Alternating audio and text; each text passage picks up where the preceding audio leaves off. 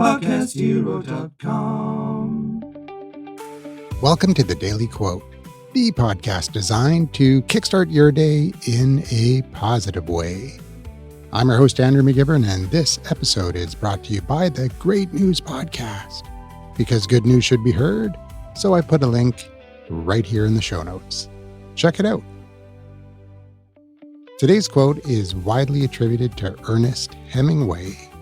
He was an American novelist, journalist, and Nobel Prize winner who lived from 1899 to 1961. Known for his concise writing style and adventurous life, he wrote classics such as The Old Man and the Sea, A Farewell to Arms, and For Whom the Bell Tolls.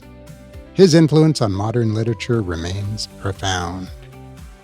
Ernest Hemingway is attributed with saying, "There is nothing to writing.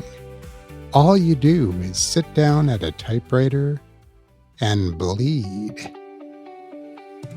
It's a dramatic image, but every creator understands what it means. We may not sit down to typewriters anymore, but we sit down to keyboards or microphones or video cameras. And whether you're writing a novel, recording a podcast, composing music, painting a picture, or building a business, the most meaningful work often requires vulnerability. Great writing isn't just about putting words on a page. It's about sharing your experiences, your struggles, your questions, and your hopes. It means being honest enough to reveal something real about yourself. That's not always easy. Being vulnerable can feel uncomfortable because it invites others to see who we truly are. But it's often that authenticity that creates the strongest connection. The stories and ideas that resonate most deeply are usually the ones that come from the heart. So here's the question.